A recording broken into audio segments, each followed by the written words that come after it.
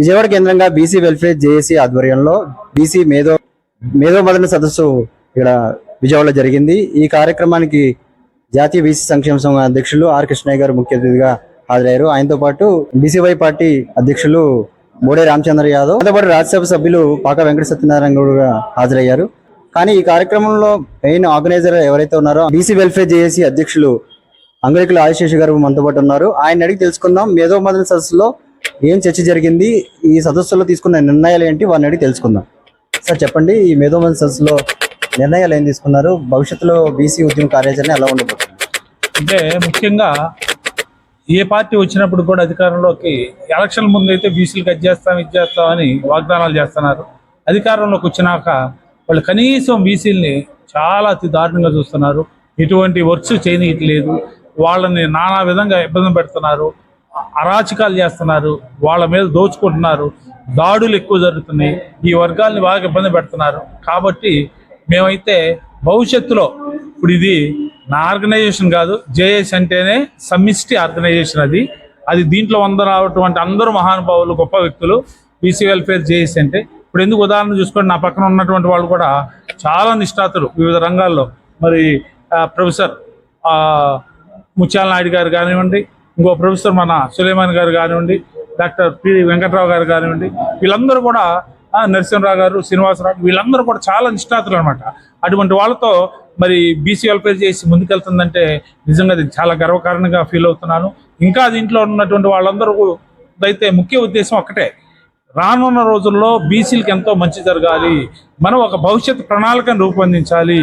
ఈ పార్టీల వల్ల ఈ బీసీ కుల సంఘాలు కానీ, బీసీ సంఘాలు కానీ ఏదో పార్టీకి సంబంధాలు పెట్టుకొని ఉండే కన్నా కూడా మన బాధ్యతగా మనందరం కలిసి ఐక్యమత్యంతో మన రాజ్యాన్ని, మన వాదాన్ని, మన బీసీ పార్టీని మనం సమర్థించుకునే విధంగా మనందరం కలిసి పనిచేయాలనే ఒక మంచి ఉద్దేశంతో మేధావులందరినీ కూడా ఈరోజు ఐక్యం చేయడం జరిగింది.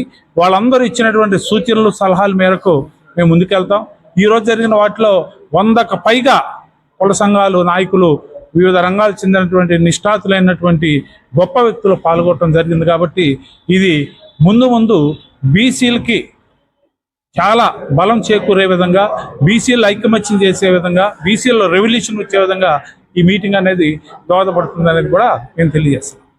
అంటే ముఖ్యంగా 2026 సంవత్సరంలో జనగణన జరిగే అవకాశం ఉంది, జనగణనలో కులగణన కూడా జరిగే అవకాశం ఉంది. అంటే 2026 సంవత్సరం బీసీల చరిత్రలో చాలా ముఖ్యమైన సంవత్సరంగా ఈ చర్చలో జరిగింది. దానిపై మీ అభిప్రాయం? అంటే జనగణన అయితే జరుగుతుంది, కానీ కులగణన అయితే మాత్రం పారదర్శకతతో జరుపుతానికి ఈ ప్రభుత్వాలకి ఏ ప్రభుత్వం కూడా అంత ధైర్యం చేయలేదు.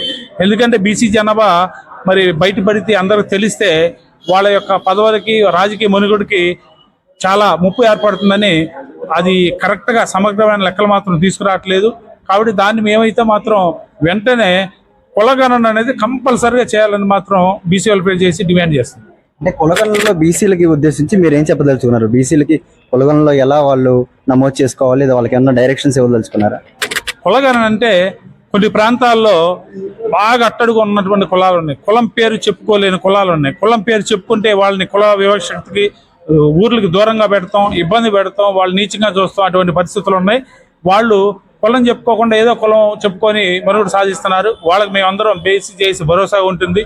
మన కులం మనం చెప్పుకుందాం, మన కులానికి రావాల్సిన రాయితీలు, మన కులాన్ని డెవలప్ చేసుకొని రానున్న రోజుల్లో మన కులానికి, మన జనాభా దామాషా ప్రకారం బీసీలో ఉన్నటువంటి 139 కులాలు కూడా న్యాయం చేసే విధంగా జేఏసీ అయితే పనిచేస్తుంది.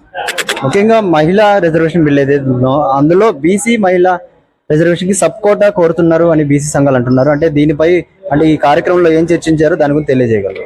అసలు బీసీ మహిళా బిల్లు ఆగిపోయిందే సబ్ కోటా కోసం. గతంలో శరత్ యాదవ్, లాలూ ప్రసాద్, ములాయం సింగ్ యాదవ్ ఈ బిల్లుని అప్పుడు వీళ్ళ బలమైన పటిష్టవంతమైన నాయకులు కాబట్టి వాళ్ళు ఆ బిల్లుని రానియకుండా అడ్డుకున్నారు. తర్వాత ఆపేశారు. ఇప్పుడు మళ్ళీ మరి బీసీ ప్రధానమంత్రి అని చెప్పుకున్నటువంటి మోడీ గారు చిత్తశుద్ధి ఉంటే ఆయన నిజంగా దీంట్లో బీసీలు కూడా తప్పనిసరిగా రిజర్వేషన్ సబ్ కోటా ఉండాలి. సబ్ కోటా లేకుండా చేసేటటువంటి బిల్లులు మాత్రం బీసీ జేఏసీ ఎట్టి పరిస్థితులు ఒప్పుకోదు. మేమైతే వ్యతిరేకిస్తాం. అవసరమైతే దీని ఉద్యమంగా కూడా ముందుకు తీసుకెళ్తానికి మేము ప్రయత్నం చేస్తాం. ధన్యవాదాలు ఆదిశేషు గారు. ఆదిశేషు గారు ఏదైతే బీసీ మేధో మదన సదస్సు చేశారో ఈ కార్యక్రమంలో బీసీలని చైతన్యవంతం చేస్తూ రాజకీయంగా బీసీలు ముందుకెళ్లే విధంగా ఈ కార్యక్రమంలో తీర్మానాలు ప్రవేశపెట్టడం జరిగిందని తెలియజేశారు.